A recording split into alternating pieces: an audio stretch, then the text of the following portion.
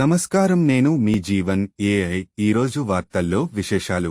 సూర్యకాంతిని అరచేతిలో అడ్డుకోవడం ఏ ఒక్కరి తరం కాదని, రానున్న ఎన్నికల్లో వైసీపీ విజయాన్ని ఆపడం ఏ ఒక్కరి వశం కాదని ఏపీ శాసనసభాపతి మరియు వైసీపీ ఆముదాలవలస నియోజకవర్గ అభ్యర్థి తమ్మినేని సీతారాం అన్నారు.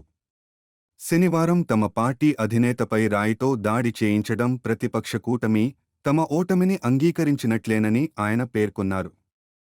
ఆదివారం ఉదయం ఈ సందర్భంగా సభాపతి తమ్మినేని సీతారాం నేతృత్వంలో వైసీపీ శ్రేణులు నిరసన కార్యక్రమాన్ని చేపట్టింది.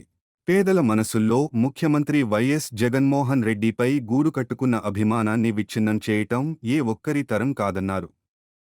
రాష్ట్రంలో జగన్మోహన్ రెడ్డిని ఎదుర్కోలేక చేతులెత్తేసిన ప్రతిపక్షాలు చివరికి పైశాచిక ఆనందం పొందేలా ఒక ప్రజా నాయకుడిపై దాడికి ఉసకొల్పటం హేయమైన చర్యగా సభాపతి అభివర్ణించారు. రాళ్ల దాడులు, భౌతిక దాడులు వంటివి ప్రజాస్వామ్య వ్యవస్థకు మంచిది కాదన్నారు. విధ్వంసం, శత్రువు వినాశనం, తొక్కేయటం, నలిపివేయడం, ఎత్తేయటం, అడ్డదిడ్డమైన ప్రేలాపనలు ప్రజాస్వామ్య వ్యవస్థను కలుషితం చేసే ప్రమాదం ఉందని సభాపతి ఆందోళన వ్యక్తం చేశారు.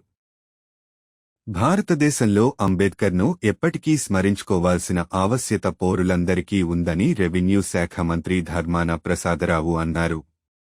ఈ సందర్భంగా మంత్రి ధర్మాన మాట్లాడుతూ, ఇలాంటి మహనీయులు వారు నిర్వహించిన పాత్ర ముఖ్యంగా ఈ దేశానికి రాజ్యాంగ కమిటీకి అధ్యక్షులుగా ఓ గొప్ప రాజ్యాంగాన్ని అందించారు. ప్రపంచంలో అనేక దేశాలలో రాజ్యాంగాలు ఉన్నాయి. కానీ అవి 15 సంవత్సరాలకో 20 సంవత్సరాలకో 30 సంవత్సరాలకో రాజ్యాంగాలను మార్చుకోవాల్సి వచ్చిందని, రద్దు చేసుకోవాల్సి వచ్చిందని. కానీ భారతదేశంలో కనుక మీరు చూసుకున్నట్లయితే 75 సంవత్సరాలు పూర్తయినా కూడా ఈ రాజ్యాంగం చెక్కుచెదరలేదు అన్నారు. స్మరించుకోవాల్సినటువంటి అవసరం ఉందని ఈ సందర్భంగా మనం చేస్తున్నాం.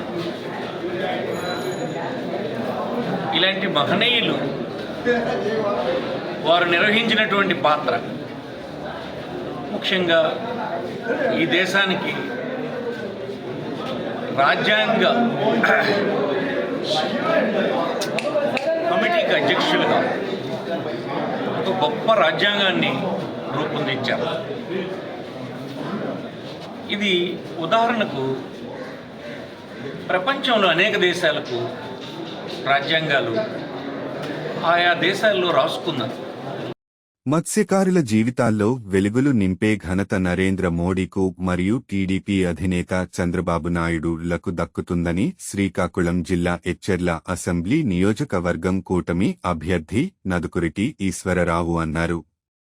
ఆదివారం ఎచ్చెర్ల మండలం బుడగట్లపాలెంలో ఎన్నికల ప్రచారం నిర్వహించారు. ఈ సందర్భంగా ఆయన మాట్లాడుతూ, ఎచ్చెర్ల మండలం పరిధిలో ఎక్కువ సంఖ్యలో మత్స్యకారులు ఉన్నారని, వీరి అభ్యున్నతికి అగ్రతాంబూలం ఇస్తామని ఆయన హామీ ఇచ్చారు.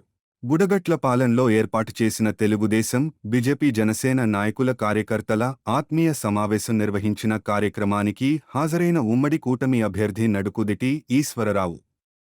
ఈ ప్రచారంలో టీడీపీ, జనసేన నేతలు, కార్యకర్తలు, అభిమానులు పాల్గొన్నారు. అభినందించి నాకు ఎచ్చెర్ల నియోజకవర్గం నుంచి కమలం గుర్తు మీద భారతీయ జనతా పార్టీ అభ్యర్థిగా పోటీ చేయమని చెప్పి మీ ముందుకు పంపించారు. మీ అందరి ఆశీర్వచనం తీసుకోమని చెప్పి మీ అందరి దగ్గరికి పంపించారు. ఈరోజు మీ వద్దకు వచ్చాను. మీ అందరికీ తెలుసు, ఈరోజు నేను భారతీయ జనతా పార్టీ అభ్యర్థులు అనుకుంటున్నారు, భారతీయ జనతా పార్టీ నాయకుడు కావచ్చు.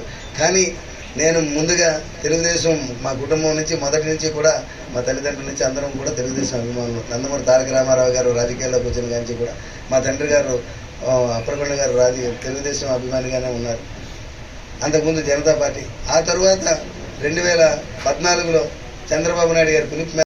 గత ఎన్నికలకు ముందు పాదయాత్ర సమయంలో రాష్ట్ర ప్రజలకు ఇచ్చిన ప్రతి హామీని ఈ ప్రభుత్వ కాలంలో తూచా తప్పకుండా అమలు చేసిన ఘనత రాష్ట్ర ముఖ్యమంత్రి వైఎస్ జగన్మోహన్ రెడ్డికే దక్కుతుందని ఏపీ శాసనసభాపతి, స్థానిక వైఎస్ఆర్ పార్టీ ఎమ్మెల్యే అభ్యర్థి తమ్మినేని సీతారాం పేర్కొన్నారు.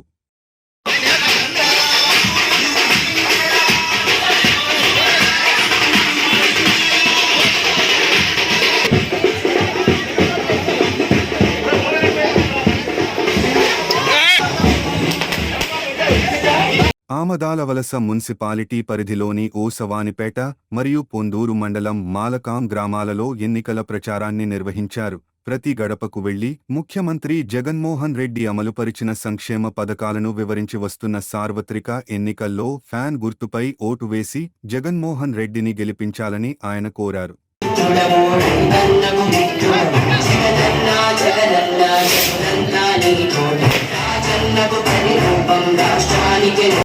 నియోజకవర్గంలో కూటమి ఎమ్మెల్యే అభ్యర్థి గొండు శంకర్ విస్తృత ప్రచారం చేస్తున్నారు.